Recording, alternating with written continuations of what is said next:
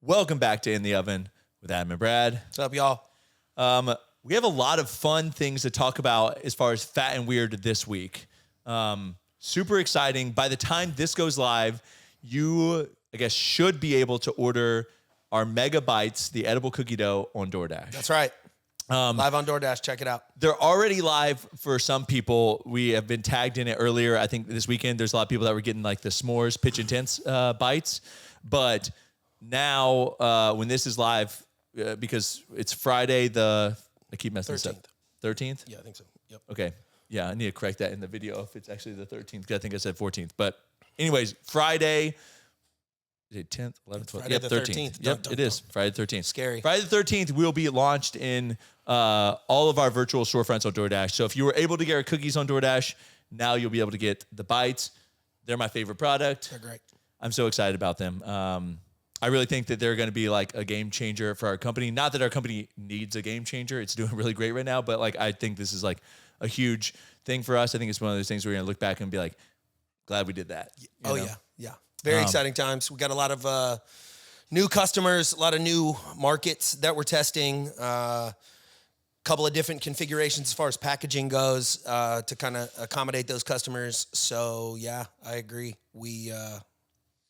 I think the bites for me, I probably don't celebrate it enough, and I really should, because it's something that I have like hypothetically been working on for probably 2 years. Yeah. And then I actually kind of like got a first iteration making them work about a year and a half ago. And I got to see them with my own eyes, like making this product that I've been hoping for, but it just wasn't something we could do at scale. And it took about a year and a half to really like get the facilities in place, get the machinery in place to do this and at scale. countless hoops to jump through. Yeah.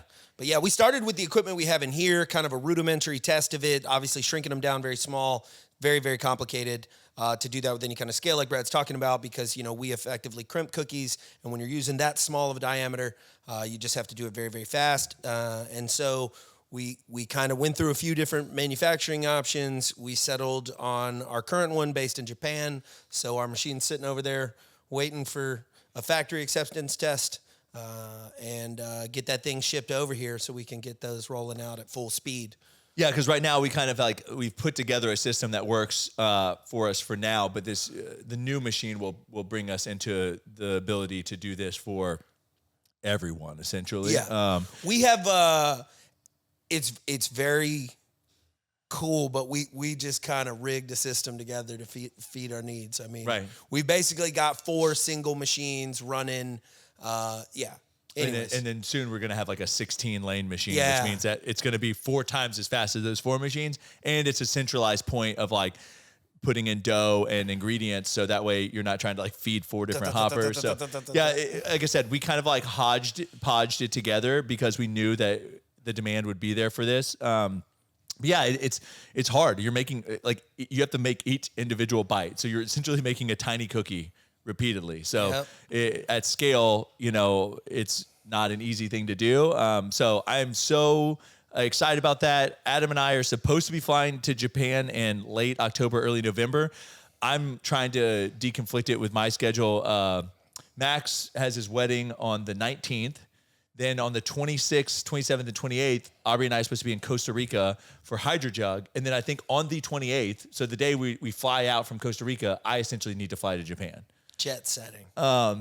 So it's very, I guess, stressful for me because I'm like it just feels like a lot of moving parts that I'm trying to figure out. And I know you want to go with your whole family.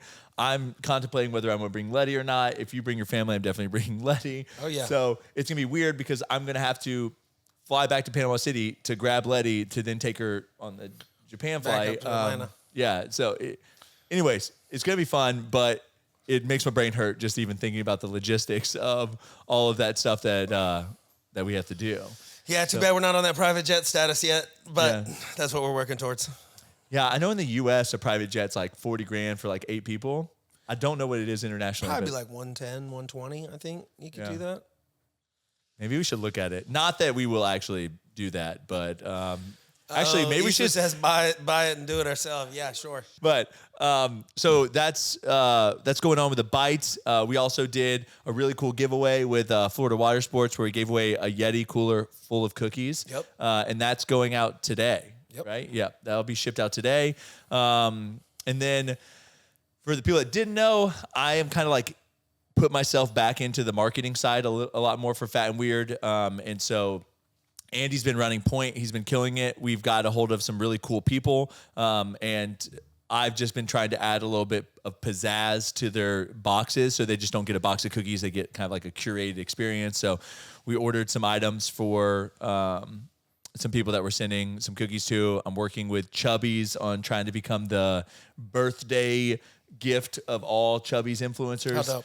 And so I actually just heard from Chubby's today. Travis, we were talking to him, and he's getting contacted with George Kittle's manager to find out if we're good to go to like get his address to send stuff over. So yeah, sweet. Official birthday gift of Chubby's. Yeah. That'd be dope.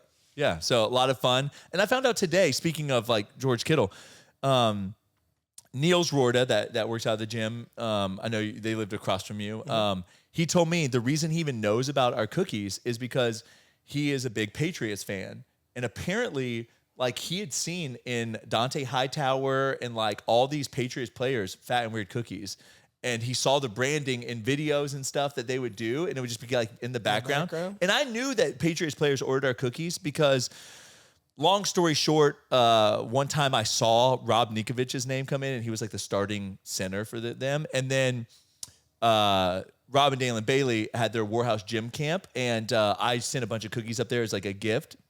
And Haloti Nada, which is also an NFL player, was up there, and he like ate apparently like 4 of these cookies. It's like, these are the best cookies I've ever eaten. Awesome. And you know how news is with anyone, right? Especially in football teams where you're close. You're just like, bro, you got to try these things. Yeah. So apparently at one point, we were like working our way through the NFL with boys need some calories. Yeah, in cookies. So yeah, I thought that was pretty funny. Heck that he knew about that. And I was like, it makes you wonder like how many famous people have tried our cookies that we didn't even know. Oh yeah. I mean, that's I bet a lot. Well, you know Tommy Lee. Yeah. Like Motley Crue. Yeah. He's tried our cookies. I know. Brittany Furlan. So it's just like, I have no idea. Like, I know there was an actress from the show Quantico that had tried them. People, told us that she had posted about them on social media. So it's just, it's really cool when you like hear that like, oh yeah, this person tried your cookies and they thought they were really good, So we want you guys to think they're really good. That's true. So that's kind of what's going on with us. So yeah, a lot of fun things happening here at Fat and Weird. So very much. How many? You told me how many pallets we're getting out this week. We should get 22 total out this week, plus all the wholesale volume. So that's just pallets going over to our draw buffer where we're filling with the larger distributor. So 22 or so should go out this week, including the hundreds of wholesale orders and all of our e-commerce. So right. Yeah. So I mean, they're holding it down, and you can see. I mean, they're holding it down. Everybody's the chain has kind of evened itself out. Now it's time to kind of slowly kick up each little department again and see what we can crank more and see what we can crank more. But shipping was kind of our struggling point, but we've extended some hours. We've got folks in there more consistently instead of a bunch of people on top of themselves. And I really think that that's just helped a ton. Oh, yeah. Because baking's trying to like overflow them, and they're not. Yeah, I think that just to give some people some context. So when I started Fat and Weird and we would do a launch, we would make all the cookies in one day. And then the next day, Aubrey, and then we'd usually have like 2 friends come and we'd ship out all the cookies.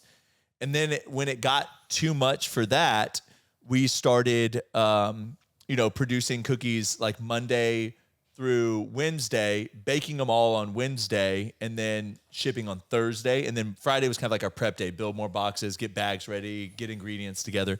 And then everyone that was involved in prep would come on Thursday, and like no prep would be getting done, and we'd just be shipping. Then the next iteration was we had enough people that 4 people would stay back and continue prep for the next week, like making flavors, and getting them ready to go. And then, then it turned into where I had 2 people shipping all the time. And now, I don't know, we have like 10 people shipping all the time. I mean, shifts, it's like 10 people shipping all the time. So it's just crazy to think that I have like 10 people actively shipping nonstop all day, Monday through Friday, when used to, I probably on the busiest days only had 10 people one day like working to ship out cookies. So Yep, all day, every day, man. And then we got the baking, sealing team, and we got the production team. yeah. Hell of an admin team. We got a good team here. We've grown a ton in the past 14 months, man. Yeah, I think that everyone knew about our COVID year. So like the growth of the company was kind of just like slowly up, and then it was just like boom, straight up. I mean, astronomical, right? And then you come back from COVID and it's like kind of settled down, and then it kind of just like declined to where if you took COVID out, it's still like a trajectory up, but it just not nearly as like steep, you know, because you went like down then up. So it still like was going up, but it was just like much slower pace. And then this year really has been like a turning point year for us. I think it's a little bit about people assume it's going to be quicker. I assumed it was going to be quicker. I think even if you asked a Christian, who's our president of sales, he thought it would be quicker too. With these large companies, you're just dealing with a lot of like vetting, sampling, getting you into some kind of rotation. Well, yeah, and I think that just goes to the scale of the size of the thing we're growing here, because I think in less than a year and a half's time, going from annual revenue, to monthly revenue is impressive by any means to any business owner out there. I'd love to see your track record if you've beat it. Right. If you're not tech and you're a real product and you make a real product, especially a consumer packaged good that has a shelf life and all the hoops we've jumped through and all the things that we do and everything that makes our product, like you should be proud of that, dude. Yeah. Yeah. We're crushing it. Well, that's what I was saying. I don't think I've really taken a step back to like appreciate just like the growth. You know, obviously this year has been a lot, but just, you know, over time, just it's kind of like when you lose a pound and you see someone sees you every day and they don't really appreciate how much weight you've lost until the guy out of town comes back and he hasn't seen you in a year and they're like, oh my gosh, you've lost all that weight, you know? Sure. So it's kind of like this idea of like when you really step back and look at the evolution and growth, you're like, dang, that is impressive. But I'm only seeing it chipping away a piece every day, so it doesn't seem like it's that big of a deal. So I guess I challenge all of you to like kind of take a step back if you've been working on something and just look at where you've taken it from where you started and just really appreciate the growth on that. Yeah, that's kind of how I try to measure most people I interact with. Kind of goes business, but it kind of goes to really anything. Started with fitness, I guess. Folks would have some preconceived notion of my fitness level to their fitness level. And it's like, I don't care where anybody is day one. It's sort of like, where are you when you come back to me in a little while? You know, Are you still waiting to start? Right. Whatever, pick it, man. You want to start that $1 billion company? Have you started? Because if you're grinding and you're trying, I'm still not going to judge you. I mean, I might think you're doing the wrong stuff. That's my opinion versus yours. It says people that just don't try, they don't start, and that bothers me. Yeah, I mean, I've a lot of friends that you always hear about like these like really cool ideas, and it seems like every time you meet them, they're just generating new ideas, but they never actually act on any of the ideas. And I, honestly, reading that book, the book on dopamine, it's almost like people get the dopamine hit from the idea itself, and then they don't ever actually go through. I call everybody out in the meetings. Everybody gets all grumpy with me, but that shit happens here daily. Oh, yeah. Everybody's like, oh, here's my good portion of the story. Let me tell. Oh, I need to say something. It's like, you don't do sales. Why? Okay, great. Or social media things, right? We hear it all the time, and then it's like, well, and then we could make it this video, and then we could do this video, and then we could, and everybody's like, yeah. And then we don't do it, because everybody's done. They already got all that juice. Yeah. You see it, and you're like, yeah. It's not going to turn out in this grandiose thing you got in your head. Steven Spielberg's directing it by the time our group gets done with it sometimes, and I'm like, cool, who's got the budget? Who's got this? No, but it's very true, and it's easy to do. I'm not saying I don't do it, but I sometimes get grumpy and want to get back to work. But it's very common with folks that learn how to milk those good ideas, I think, to exhaustion. And then I think they're too tired from all that winning they did in their head. I think that also like falls along the lines of, for people that don't know, Aubrey still coaches. She has her like challenge going on, and there's a Facebook group. I'm in it. I sometimes jump in and like will answer questions and stuff. But like someone asked the other day, they say, what do you do when you're not motivated? And they said, I just haven't been motivated this week to go to the gym. And I kind of like my rebuttal to them was like, I'm not motivated to go to the gym every day. There's a difference between like motivation and like discipline. And I think when you wait to be motivated to do something, you're probably never going to do it, or you're never going to like finish it and see it through, because discipline is getting up and doing something when you don't want to do it because you know it's what you need to do, or it's going to be better for you. And I think what people lack nowadays isn't motivation. They like discipline. I can jump on YouTube and watch some kind of motivational thing. I'll be fired up. You know? I think that, right. Motivation is like, folks will drink caffeine and think they're motivated and know you're caffeinated. Folks will listen to good music and think they're motivated. You're stimulated in a different way. Watching a Goggins thing and you're like, oh, yeah. You're amped or whatever. I used to think it was discipline. I now think it is accountability. Oh, okay. It's nobody's accountable for anything. I don't go to the gym because I don't have time. Boop. Don't press me any further. Don't dissect my time clock. I have no time.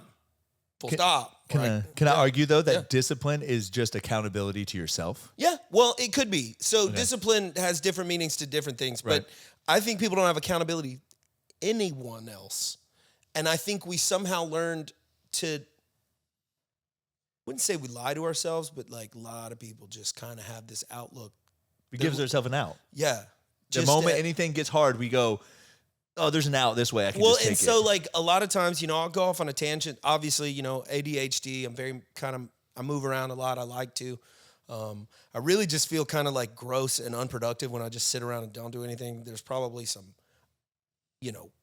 whatever I should work through in there, but it doesn't bother me. It doesn't hurt anything. So it's easy sometimes to say like, oh, they're just lazy, or, oh, they're just whatever. Be disciplined, get up and do it. But like, I don't know, man. People aren't accountable for nothing. Yeah. They're not accountable to themselves. They're not accountable to anybody. I mean, literally, we hire coaches, like exercise coaches and stuff, of which one I was one for years. I think you can help people. We hire them just be accountability coaches. Yeah. I mean, people that I'm like, dude, what are you just going to show up? We're just going to do some exercising together that I'll give you a year's worth. Like, I've been with you so long, I feel bad taking your money. And they just keep coming. And like, yeah, but if I don't pay you, I won't come. It's like, why? Yeah. What? Yeah, I feel like there's other methods, right? You could I'm going to put this same money in a jar over here, and I'm going to keep showing up, and then once I get to a certain amount, I'm going to take that jar and do something with it. I wouldn't say you're particularly motivated to, I don't know, go to work or make your kids dinner, right? Yeah. But you feel accountable to providing for them or something. There are certain aspects where we do remain quasi accountable, but the rest of it is just nope. I don't work out because I'm too tired. I think it's really funny that you're talking about this because for those that don't know, Aubrey and I go to marriage counseling pretty much, I would say on average every other week, but Tuesdays are the day we go. So we're filming this on Tuesday. We just got back from it. And literally a discussion in counseling today was talking about how sometimes there are things that you don't want to do in marriage. Sometimes I don't want to put all the dishes in the dishwasher and clean the sink. But I do that because it's the sanctity of our marriage, the accountability of I made a commitment to my wife to be a team player. We're on a team, right? And sometimes, I don't feel like playing the game, but I'm going to play the game because I agreed that that's what you're going to do. Right. It's kind of the whole idea of marriage works when two people want the marriage to work. Both people have to actively participate in making the marriage better. The moment one person quits and the other person's still working, then resentment and animosity gets built up and all kinds of stuff. Sure. Yeah, it's But we literally talked about that today in the counseling. It's just about how, at the end of the day, there are things that you just don't necessarily want to do, but you do them because it makes your spouse happy, or it's good for your marriage, or whatever it is. Yeah. Well, you have discipline towards your marriage or whatever, or you're accountable towards your marriage. You don't want to see it fail. You don't want to whatever. Yeah. Well, it says could you imagine if you told your wife hey, I can't wait to take you out to dinner tonight, right? We're gonna have a good date night, and then you had a stressful day at work, and you're hey, work was just too stressful. We don't need to go to dinner now. But that's the same thing people will do with working out. it was just a hard day at work. I'm going to go home and drink a beer because I'm not going to go to the gym now. Right. And it's like that same accountability, right? There's no accountability to anything. Right. Yeah. And so I just thought ironic that that's literally what we talked about today in counseling, Good stuff. Yeah. So look at counselor Adam. I love it. Reporting for duty. Yeah. I mean, Kirsty and I fight plenty, right? We make up. I don't know. But sometimes on the accountability stuff, though, you have to know what I say. Let me say accountability, just to touch on marriages and not y'all's. I don't see it in y'all's, but I see folks that like say they'll do things, meaning they will do them in the moment, but are kind of outside of their, like, oh yeah, I'll help keep the house clean. But they're a person who's not like particularly tidy or something. Their perception of is not the same. Right. Yeah. And so, my wife and I don't really fight about that anymore, but like, her and I would be like that sometimes. But it just kind of got to the point where I guess I was like, look, if it's, you see it and bothers you, I'll get up and help you. But like, you're not gonna come and yell at me because I was like intentionally not doing something. I didn't know you wanted the plates stacked that way. Yeah. It would, and please don't get me wrong. It's not like dirty. There's not dirty dishes in the sink. There's not like whatever. It's just the different levels of organization and tidiness. Yeah. And I think that a lot of that too, like again, we talk about counseling, is like the lens that you look at your spouse through. Yes. A lot of times people look at their spouse through a lens of like, you did this. They did this on. They did this to me. Like there's like the spouse is like woke up and was like, how can I really piss off my significant other today, right? Instead of being like, oh my gosh, he tried to put the dishes away. He just didn't do it the way I would have liked him to do it. So you have two options. You can blow up and then he's never going to put the dishes away. Or he or she is never going to put the dishes away. Or you can be like, I really appreciate you did that. Thank you so much. Next time, can you just put the plates here instead of here? Yeah. That's all you have to do, right? Like, well, and truthfully too, man, the amount of times sometimes I've heard, coworkers or friends or whatever over the years be like, can you believe they did this? He or she. And I'm kind of like, yeah. And they're like, what? And I'm like, yeah, I mean, I've met your husband. Sounds like something he would do. Sounds like him. Yeah. And I don't mean anything bad. I'm not saying anything. Just like he didn't do actually. Yeah, he's a forgetful dude. Or she. Well, this is something I read in a marriage book sometimes. It says that we are so easy to give our friends the benefit of the doubt, but we won't do the same through our spouse. Yeah. And it's true. It like almost like they know us more, so they like, oh, they must be trying to push my buttons because they did it this way, Yeah, well, there's a I don't know. Everything has a dynamic, and so I don't have any siblings, so it's hard for me to speak this way, but like there's just a constant togetherness that makes you irritated with them sometimes. Yeah. Oh, yeah. Right? It's kind of like brother and sister, I'm guessing. I didn't notice it until I had a son and a daughter, and sometimes when they're just together and everything's fine, and then randomly one of them's mad at the other one for no real reason. And I'm like, I'd like to think my wife does that more than I do, but who knows, right? At some point, you're just like, you're just irritating me right now. And name a couple you know of personally that is in the general vicinity, maybe not together, but in the general vicinity as much as Aubrey and I are in the general vicinity. Sure. So Aubrey's thing sometimes is like, I feel like I just need to miss you more. Yeah. It helps sometimes, it does. For Go away. No, just kidding.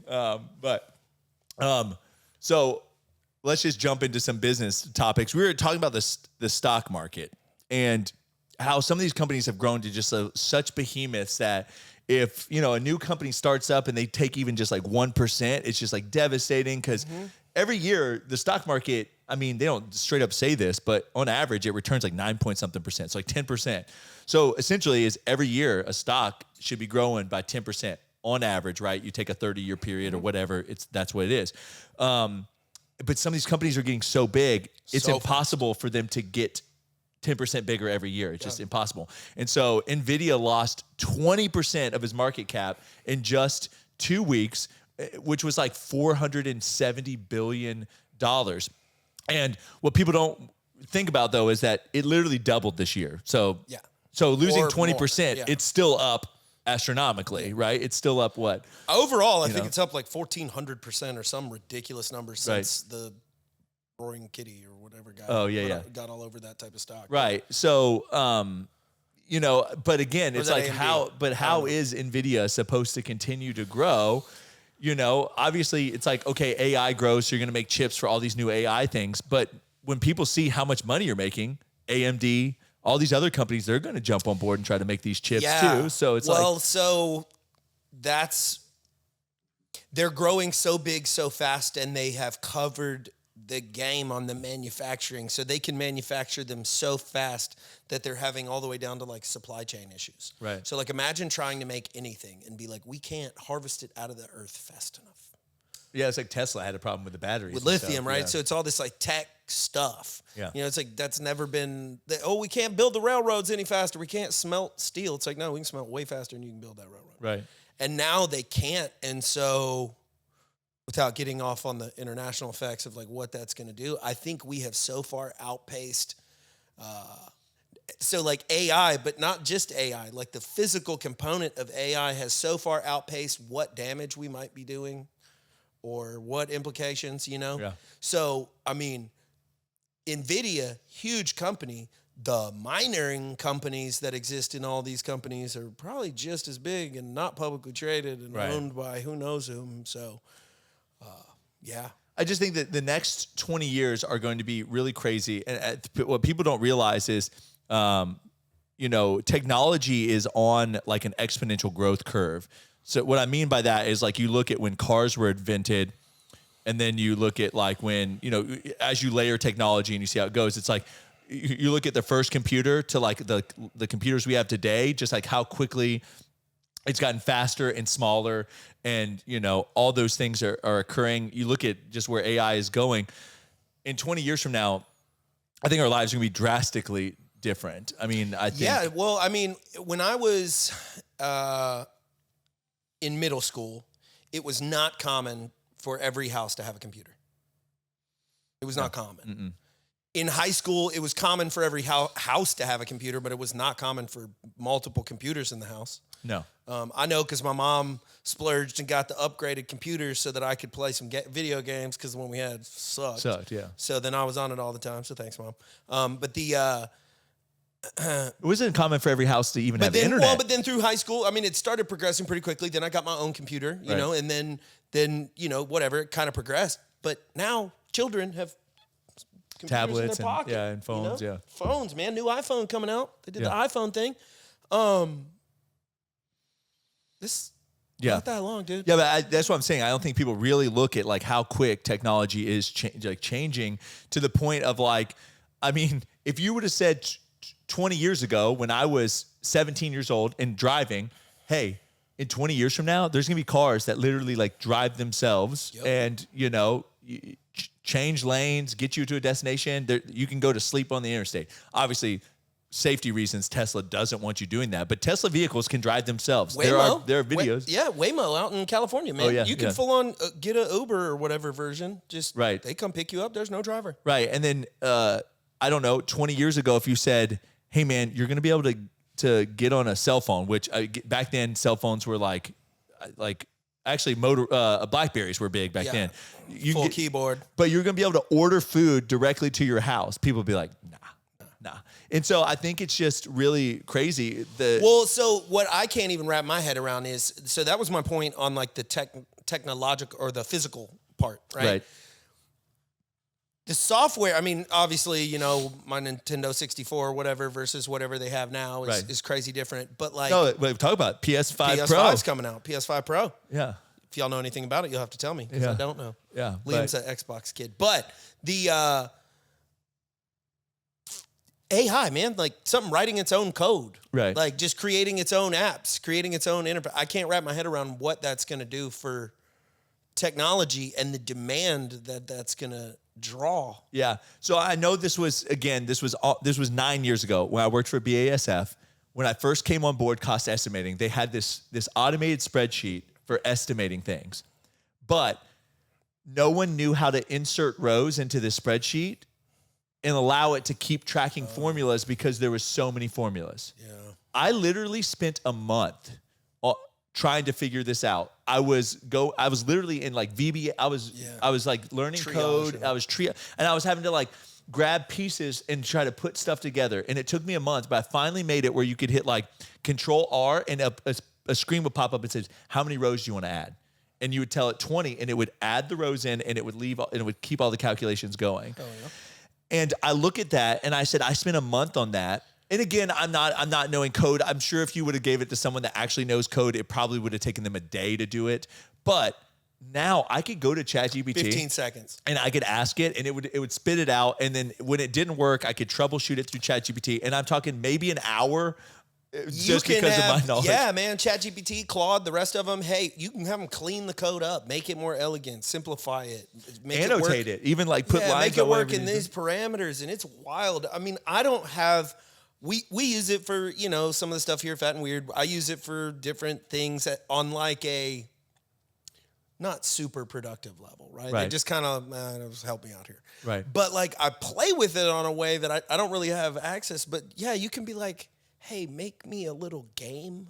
Right. Make you a little whatever you can describe.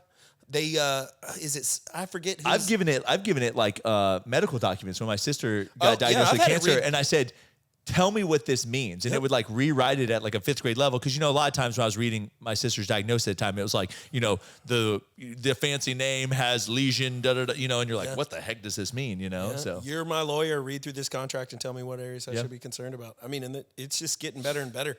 So that just begs the question again, from a business standpoint side of things, worrisome out there for the entrepreneurial space, for those folks that are like maybe just became a lawyer or just became something that can be automated to that degree. Because you'll have a career, but like it ain't going to take 20 years like everything else did to price people out. Right. It's going to happen as fast as they can get the materials out of the earth to build the chips. Right. And you look at it and you go, oh, will this replace lawyers? Maybe not right away. But at the end of the day, it definitely will start replacing paralegals because it can review the paperwork and then the lawyers can go like yay, nay, or they can kind of put their stamp of approval on it. I think the opposite will happen. Oh, really? I think it's going to work from the top down. I think there'll be techs, and I think like doctors, I think it'll start in the medical side with doctors answering to this thing. Like, this is my call. Do you agree with me? And it makes a call. Gotcha. Yeah. No emotion, no nothing. Right. Focused on the bottom line. I don't know. And then it'll be like, well, we don't really need you. Just kind of taught our machine and trained it. Right. And then you got a nurse. I mean, and then all the way down to like until it has a robot that has the AI. Cut here. Do this. Well, yeah, I mean, you definitely have already seen like the robots, like people like, you know, using them. So at some point, but what's going on now behind the scenes, they don't talk about it a lot, but I've seen some various articles on the automated learning or the AI learning that's going on behind the scenes of some of this robotic equipment. Yeah. So like the folks that they had hired in the Philippines to like literally remote control work this like stocking machine. And it's like economically that doesn't really make the most sense to scale, but it does when you get rid of the person. And all you've been doing is like training it, how it interacts with people, what it's supposed to do. There's a company, Figure 8, that just has people going through and identifying what a person is in all the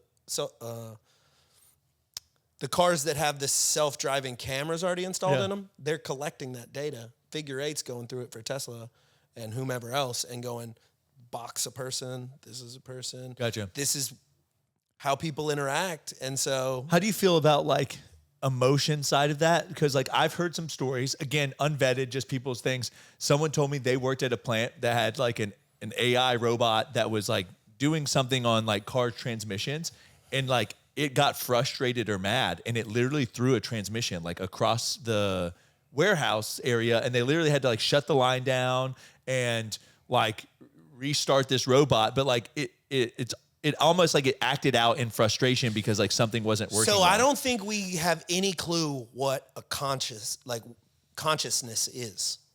Like, not really. Like we talked about that dog that it's like, well, that at least seems kind of sad. They could have trained it, or they could have trained whatever. Because the act of getting frustrated is such a human emotional thing. so that the throwing of it would only be possible. Like a computer, it normally, if it keeps hitting error code after error code, it shouldn't normally get frustrated. It should just keep trying or whatever. But it's AI, we're teaching it a lot, and it's interacting with humans a lot, and like more complicated than the parrots that act like they're human owners. But like, I don't know. I think it's too easy to remember all the Terminator movies I've watched. But on the other hand, some of these traits, like there was one where this guy had this AI counting really fast. And like he increased the number, and the AI, it was sounding like it was trying to catch its breath. Nobody told it to do that. So it just did that based on hearing other people, and it just came up that it should do that. Right. That's weird. Yeah. Because then you feel bad for it, and then you're like... Yeah, well, then you're like, but if nobody told you to have that inflection, did anybody not tell you to learn how to be sad or something? There was one where, I saw this one video, but you never know what's real. Yeah, no, that's the hard part. There's a lady talking to it's like her assistant bot. Yeah. And randomly it just goes like, no. And then starts talking back to her in her voice. I wish I had that. Oh, yeah, I've seen that. No, I think it was like the ChatGPT. Yeah, I'd be like, that's going out the window. Yeah. Like that would freak me out, dude. Right. Yeah. No. And then my voice starts talking back to you. Yeah. Plus that whole thing, that's just creepy, bro. There's some movie, it's probably going to be bad, coming out soon. Like, well, I've seen movies where like AIs control houses and they like lock up people down and all this stuff. So it's just like, I don't know. Obviously it's entertaining and it's all like speculative, but then you're like, there is some like realness to the possibility of some of these things, because it's like, I don't know. Yeah. Then like one. Because I mean, arguably ChatGPT is infinitely smarter than me. Oh, like yeah. I'm not going to sit here and act team like of scientists. I'm super. I mean, a team of anything. And if it's not, it will get smarter than you can, like speed wise. Right. Like if you know more than it today, now you don't. Like the second people start querying information, it starts learning and storing. Yeah. Game over. Well, sometimes when I type stuff into ChatGPT, it says like memory updated. And I'm like, hey. Yeah, man. Well, we got everybody around. It's like beta testing it. Yeah. I mean, even the bottom, they're like, we do good? We do good there? And you're like, no, try again. Yeah, it's funny when you think about like we live inside the Matrix and we're testing the Matrix on ourselves or something, you know? So like it's a simulation and we're like testing the simulation on ourselves or something. Or like that show. Do you remember that show back in the day? I think it was called Reboot, but I might be making it up. It was like a cartoon where they were in a computer and they were like characters. I don't think I've seen that. All right, well, it's like that, where they would talk to the user of the computer. And sometimes they would think like the user of the computer was like not with it, like they were smarter. Oh, okay. So it's like that. Well, there's ChatGPT's our user. That was my reference. There it is. Cartoon. Yeah, you got it right. Well, while we're talking about all the AI and tech advances, the drones as first responders. I know we've talked about this on the podcast before about how drones have been used in like the defense world, or I guess it would more be offense than defense, you know. Yeah. But anyways, they play offense with this. I guess this would be more in the defense world, if you will. Just kind of like they're saying like public safety and trust, but essentially these drones would just be flying around, and then like obviously if an accident got reported, they could be first on site to give an idea of like what needed to respond to it, you know, because if you call 911, an ambulance and a fire truck and a police, they all come. Yep. Like all of them come. So like there may be situations now, it's like you call 911, it's like, okay, listen, the ambulance and fire truck don't need to be here, or, you know, whatever. Yeah, so, well, it's just step one to RoboCop. Yeah, and that's what RoboCop, and then also, I mean, isn't that Terminator? Didn't they have like, what was it called? I'm sure, Skynet. And then there were like, then the Terminators would jump out of the big drones, and they would be like, "Oh, we're here." Yeah. And then, have you ever seen that? I guess it's far fetched in the aspect of like people with powers, but that Code 8 show that's on Netflix. There's a second one too, but essentially they have on the second one they had the drone dogs that would like run. Yeah, they were supposed to be killers. But well, right. So whether or not the AI takes over, makes some evil drones, or whether or not some evil overlord. If you guys don't think this isn't going to result in some kind of further it's going to hurt the lowest economic classes. I mean, they get the least first response anyways. Most good neighborhoods and good areas have pretty good response times and everything. So it's just going to be a drone floating over bad neighborhoods that they're going to find is, well, yeah, we could give help, but we could also apprehend the suspect. Yeah. Let's just put a taser on it. And it's just like, well, I've said this multiple times. When you want more convenience, you're giving up security. Yeah. Because like obviously to make things more convenient, you have to like not be as secure of a situation. And when you want more security, you give up freedom. That's right. So it's this like, balancing act, right? If you want a lot of freedom, then you're going to have to give up some security. Yeah, I'm going to butcher the Jefferson phrase, but a man who trades liberty for security deserves neither, or something like that. Yeah. And yeah, we were talking about it before the show, but by the whole security thing, right? Prisons should be the safest place. They shouldn't have contraband. Everybody should be doing exactly what they're supposed to be doing. There's protectors protecting you 24 hours a day. Everything down to the meals are controlled. And then there's the real world of like, no, they're not going to, and so not having to be forced into areas with those type, being able to distance and put a little bit of I don't know, man. Well, I've seen this analogy before. It's like a lion out on the pride of Africa, and then a lion in a cage. And it says one of these lions is safer and is taken care of and is secure, right? And the other one's free. Yeah. So, and I think that a lot of times people don't realize it, but they're slowly giving up their freedoms and putting this cage around themselves because becoming depressed. Well, it's an easier life.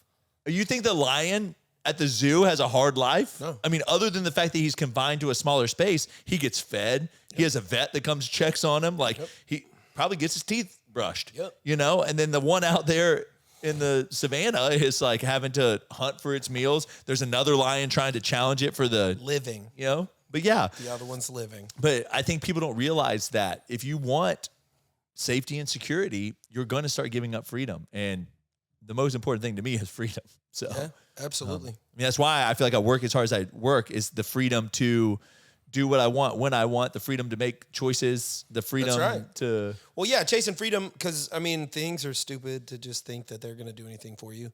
The freedom to do anything you want, the freedom to kind of go anywhere you want, and then also the freedom to kind of help good people or your friends or family have some of that or all of that freedom with you. Yeah. It's kind of the motivating things for me. It's like a freedom to, you truly can live your life however F you want. money. Yeah, that's true. If you don't like it, F you. It's probably my favorite show was Crazy Rich Asians. It follows like that Singapore. Yeah. Obviously it's a fake movie, but like it was so funny. Like they come in the rain and it's like the people at the hotel were like talking crap, like we don't got room for you, and then calls up her husband. They're like, buy it. We own this hotel now. Buy it. So which room is mine again? That's always the best.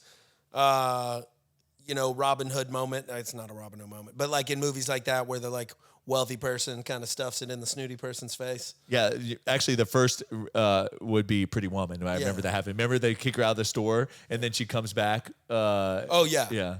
Love that movie. Again, with the drones, incident overwatch, crime and crime scene documentation, firefighting. It has like LiDAR, 3D scanning.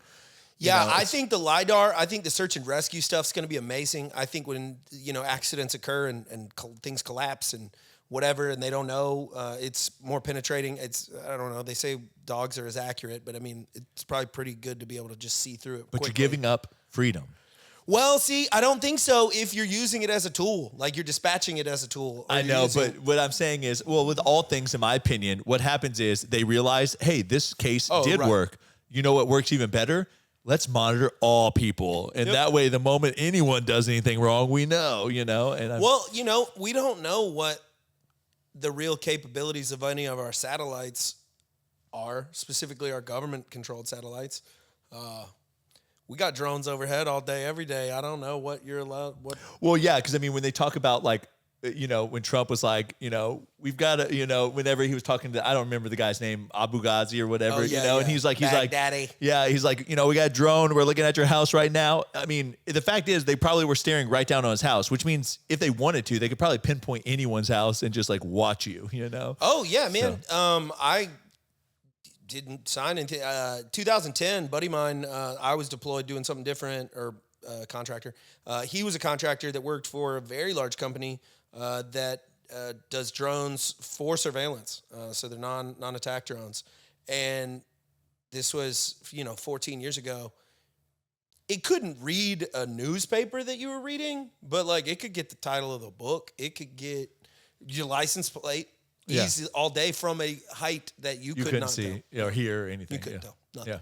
And so then that was 14 years ago. Right. And what they do is they put a laser on that thing. And so then a Tomahawk missile from like 100 miles away can come get you. Oh, yeah. Well, yeah, we shot Tomahawks on submarine. Yeah.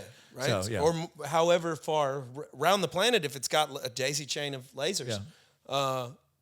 That's crazy. The Tomahawk missiles were crazy. I don't know what's classified and what's not, but there were multiple ways to fire them where there was like time to target, time on target, waypoints. Like there was so many different ways to fire those things. It is astronomical. I mean, I don't know. There's like 140 Tomahawk missiles that can be on a submarine, and you could hypothetically fire them all in the air, and they would all reach the same location at the same time based on time on target, waypoints, like what you're having them do. Yeah. And so, like, how are you going to shoot down 140 Tomahawk missiles coming at the same time? Yeah, you're not. So I guess Libya learned that the hard way. Yeah, that was the USS Florida.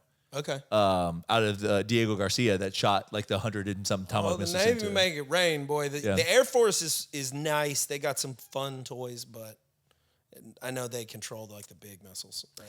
Yeah, they do. But I mean, Navy has nuclear warheads on the submarines, and then also like people confuse it, but like the Navy has some of the best pilots in the. Oh yeah. Because they got to take off from an aircraft carrier. Right, Right. That's why I said the Navy. You got the Navy.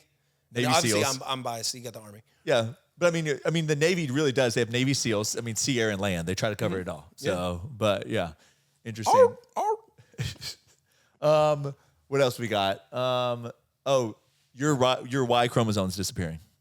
Oh gosh, Y chromosomes are disappearing, y'all. We've seen this article. Yeah, I gotta keep it a little bit PG for the tubes. The Y chromosome has lost a significant number of genes over millions of years, with estimates suggesting that it's lost nearly 1,600 genes since the divergence of humans and platypuses. Okay, listen, I don't believe this stuff. I'm not. Yeah. I mean, we can all get into our own beliefs, whether evolution stuff. For me, evolution is platypuses, my boy. A very hard pill to swallow, in the aspect of like every other. When you see evolution, there are animals that are in between evolutionary processes, and we've never found things occurring in between. We only find the done one and what we supposedly started from. Yep. We never find like iterations of like the actual evolution. And I know they're like, oh, well, what about this Neanderthal that looks like this missing link, if you will? It's like, how could that not just be a subset of a genre that just is extinct now? But anyways. Yeah. You missing me on we diverged from platypuses. Or even gorillas. Like it's just. Yeah, I mean, you missed me with gorillas and chimpanzees. You're not picking me back up with platypuses. They are a mammal that has poison and webbed feet and a duck bill, and they're a mammal, so they have hair.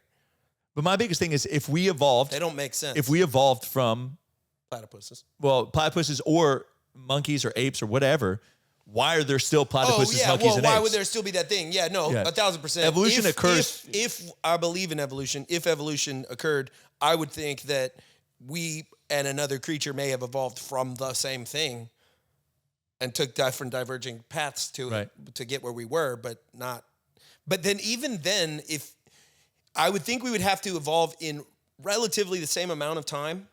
And some introduction of some other thing, inbreeding or something with something, would occur to stunt it or stop it. Or that's what I was saying. There'd be iterations, right? Yeah. You would have like fully evolved, not fully evolved. Like you'd have like levels to it, right? Yeah. And then believe me, I do believe in evolution. There are animals that have evolved to dive deeper, have evolved bigger lungs to hunt prey and things like that.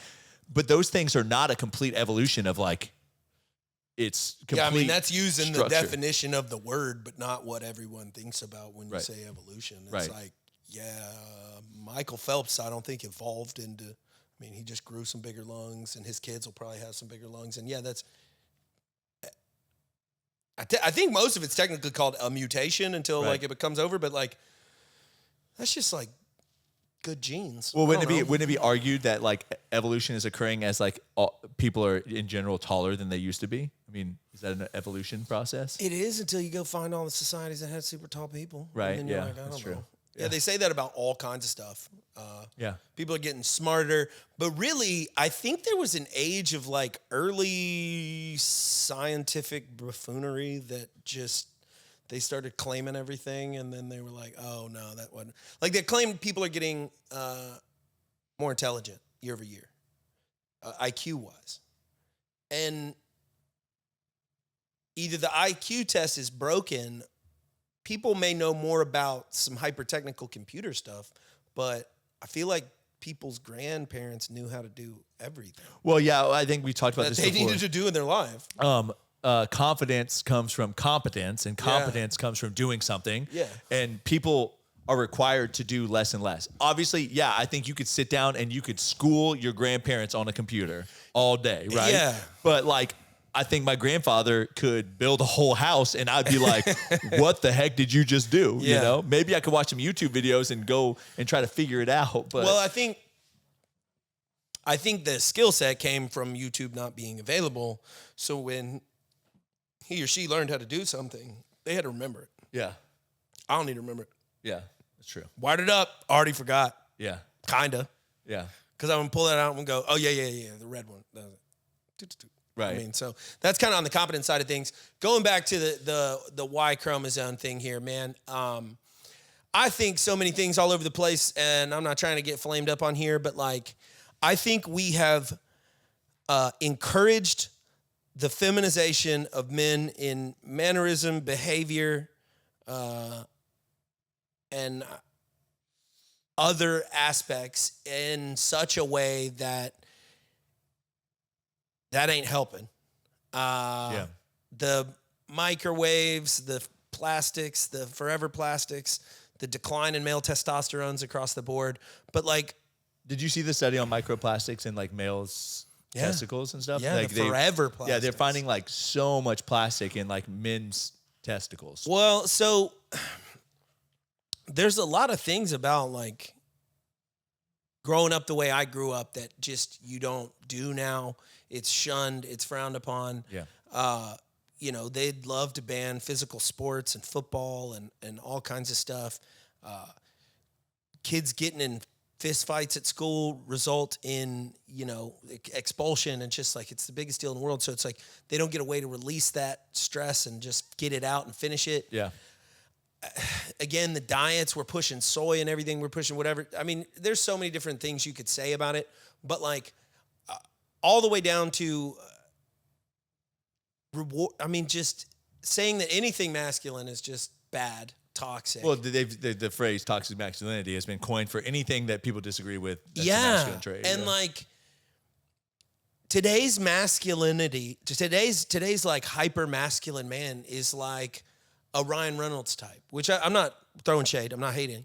To be able to do like the butt kick in, whatever, and get the mass appeal, you gotta kind of do the like dancey song move, like sing Backstreet Boys. I don't know what the appeal is, but it just seems like more and more men I run into seem to be openly effeminate, whether they're, regardless of a sexual preference, just like, ew, I don't want to do that. And right. Like, bro, don't say ooh around me like that. I don't know, kill me, I'm hyper masculine, or just whatever, like it'd be dumb. Dude, my wife would cut my head off if I like made her pick up a bug or do anything like that. Yeah, I think too, it also, that all thing stems from like, there is this negative connotation of being too masculine, but there's never been a negative connotation of being too unmasculine. You know what I mean? Yeah. Like people get complimented. Oh, you're so in touch with your feminine side, or you're so this. And so it's almost like if you're too masculine, you're like berated for that. and you're praised for being unmasculine. I don't know anything in about the certain man aspects. personally, so I'm not saying it like that. But like the character I think of in like a Clint Eastwood movie is what I think of as like hyper masculine. Right. I can't think of a single movie that dude was in where he didn't play like the Like guy Chuck that's, Norris. the guy that stuck up for everybody. Or Chuck Norris. Yeah. The guy that stuck up for everybody, the guy that, you know, didn't take no stuff, maybe didn't get walked on, maybe whatever, but like, yeah. Yeah, we're doomed. We're doomed.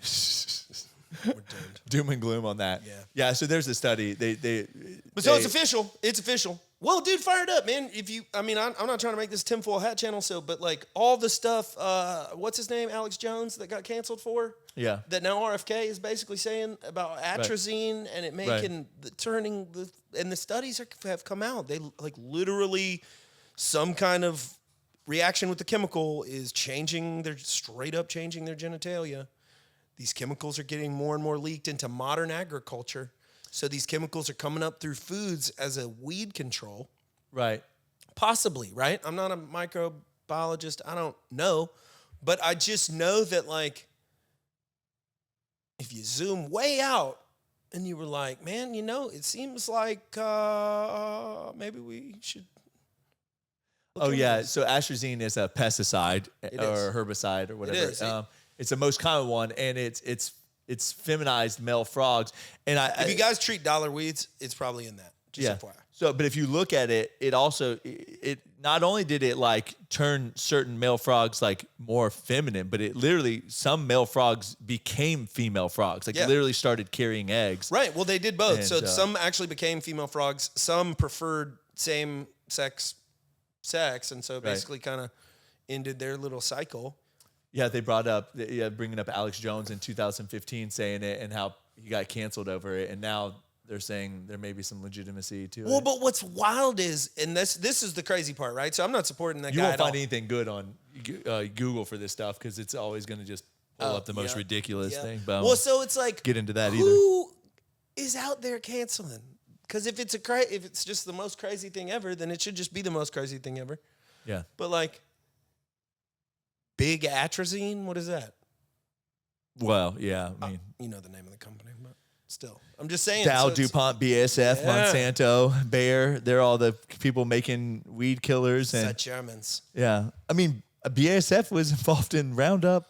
The Germans. You know? Yeah, I mean, yeah, glyphosate, very,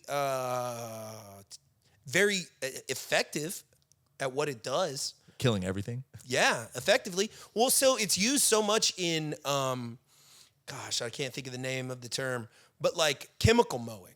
So like chemical mowing is going on at outrageous rates. I know you guys see the big mower going down the highway. But how often do you see them? Because if it ain't every week on the week anywhere around here, then they ain't mowing it. They're knocking it down and they're spraying everything with basically watered down Roundup. Trees, when they do it on the side of the roads, when they knock all that down, there's these big jugs you can see them. They'll have like blades and there's like injectors just spraying Roundup on that like damaged plant. Right. So it's getting everywhere. They spray it on crops before they harvest the crops. And now, again, I'm not saying a lot of folks don't have gluten allergies, yet how many times have you heard people go, I went to Italy and I ate all this pasta and didn't feel bad at all. Yeah. Oh, they harvest, it's the same grain. They just harvest it differently. They don't spray it with Roundup. And so nobody goes on and tries to figure out whether they're allergic to Roundup because Dr. So-and-so or their favorite Instagram person told them it was gluten. And now they buy their gluten protein or whatever the hell, gluten-free, whatever it is. So, I mean, it's just, yeah, what are we going to do? Well, I mean, maybe it's social media too. I didn't know that many people had celiacs until or gluten intolerance. Well, like you were I saying, think that there may be something that's triggering the gluten intolerance, and it might be chemical. And well, I mean, do you know why we pasteurize our milk? Yeah. I mean, long story short, instead of making the farming industry be cleaner, we were like, oh, we'll just all these cows are pooping in the milk. Yeah. We'll just cook it to kill all the bad stuff. That's a way of looking at it. Or a way of looking at it is making it an industry, requiring that you use your product through these goats because you can't buy pasteurizing equipment. You used to be able to get a cow and have a moneymaker. Right. And now Okay. you don't. Yeah. We talked about that with the alcohol and the prohibition. Yeah. It's like people were making their own alcohol. They were running their cars on it. Yeah. They're like, we need to stop that. Well, my great. Whoa. Raw milk Yeah.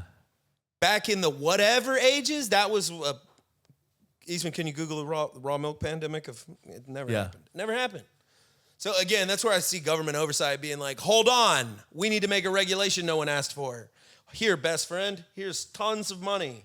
My great grandfather was a moonshiner. Yeah. And because he had the 600 Sick. acres in Georgia. Yeah. So he built a false truck bed that would hold barrels, like big barrels of moonshine in there. Yeah. And then he would actually he would sink his barrels of moonshine in his pond. And they would go out there. He had agents coming out and they would be putting sticks in the water trying to find his barrel. And he got arrested for moonshining. And my great grandmother continued to make moonshine because she's like, how else am I going to make a living? Hell yeah. So she started making moonshine. Gangster. He actually told me a story one time. This is the stuff that I wish I would have spent more time with him. But obviously I was like 10 or 12 when he passed away. So you just don't fully appreciate these stories. You don't appreciate nothing. But I remember this story. He said he was taking the moonshine into town and his truck broke down. And he was by himself. So he had to unload the hay that was on the truck bed. He had to pull out the false floor. He went and hid the barrels in the woods, repacked it back up, and then obviously had people come out to help him work on his truck. And then once the truck was worked on, then he had to reload it all back up and then go bring it back into town. It was really interesting to hear. I don't know, there's stories. I'm going to interview my grandmother, but she told me some stories about taking the horse and buggy into town to go get groceries is that what and stuff. started the lineage of entrepreneurs in your family? Was the I guess bootleggers? So. Yeah, and my great grandfather, he actually rented. He had pecan groves, and he leased those pecan groves out, and then he had some land that he leased out. So he started with his land, and he had some cows, and he did all that stuff. But he was the farmer entrepreneur that started it all. So. Well, yeah, I mean, with that one, just like anything else, it just created such an opportunity for folks that were already doing it to do it on a little bit bigger scale. But I mean, I really feel like that falls into the same category, the pasteurization. Maybe they were trying to have the foresight, say it was going to be a problem in the future, but it doesn't stop it from spoiling. Everybody's bought spoiled milk before. Right. That shit will still hurt you. Right. It may not have certain things in it, but it's illegal to buy raw milk for human consumption. I mean, you can get it from your neighbor, you can trade, and there's probably plenty of places where they don't enforce it. They do it. I've seen people selling at farmers markets, and I think it's just about being enforced. There you go. There's where it's legal versus illegal. Red's illegal. Yeah. Oh, wow, California. In the freest state in the damn Texas United and Florida, States. it's not legal. Interesting. Crazy, but big business, man. And it's so easy. The process of selling raw milk is legal in all 50 states in the United States. The process of making this available, however. Not for human consumption. Okay. It's for animals. Interesting. Because, I mean, Tanya's, there's several places around here that sell it. Right. I'm not a milk fan. I've tried raw milk just to try it. Milk kind of grosses me out. But I think if people want to drink it, they should be able to drink it however they want to. Yeah. Well, I think, are we about at an hour now? I feel like we're probably, we're killing it. So I think that's a weird spot to leave it, but milk and cookies go great together. Yeah, they do, boy. I wonder if raw milk and cookies go good together. So we'll have to test it. Raw milk. I actually raw milk with a raw want to cookie. try raw milk and just see what it tastes like. Do you drink milk? Not really. Does the thought of drinking milk, is that fine to you? Cold milk does sound good. Oh, okay. With a glass, I love milk and cookies. You do but eat I like milk ice cream. regularly? No, I don't do it regularly though. Yeah, I'll eat ice cream. That's fine. Yeah. But milk, no. I'm not going to throw up. And it's not even anything. Sorry, I'm saying I'm not going to throw up. I'm not that off put by it, but it is kind of like a milk. The weird thing in the to back me, of my throat. I will say you're from the Midwest, bro. It doesn't count. Y'all drink just because maybe it's just the way I grew up. I do think it's weird when people, obviously in Montana, they'll be like, "Oh, do y'all want a glass of milk with dinner?" And I was like, "What?" Yeah, you want some milk? Milk went in my cereal. That was the purpose of milk, that's or to dip an Oreo into. Yeah, now I use almond milk. Yeah, just because seems like that nut milk, not milk. You just don't want to suck on that teat. I don't. All right. Well, yeah. I mean, what's the difference between milk, ice cream, cheese? Like, what? I mean, just the form of the milk. I don't eat a lot of dairy. Period. I don't really either. Yeah, I used to have ice cream. Yeah, I'll eat ice cream, sweets. I do some cheese on stuff. I'm not off put by cheese. I'm not off. I mean, I'm not gonna drink. You like butter? Milk. Yeah, I love butter. Butter's great, but I don't use a lot of it because there's a lot of fat. Yeah. So I think it's hard to look at us because, like, from the background of fitness, we realize how calorically dense fats are. So it's easiest to cut those things out. So I never drank whole milk. I've always drank like 2% or skim milk or whatever. And so when I drink whole milk, I'm like, this is thick. Yeah, I guess that's what I'm thinking of is just like thick milk. Yeah. It's like thin yogurt. I just don't. Because 2% milk is like practically milk water, you know? True that. So, but no. Yeah, so. I'm trying to drink that. All right. Well, hope you enjoyed that podcast. This was a fun one. Yeah. I like this a lot. Yeah, that was fun. You're worth it. Do hard shit.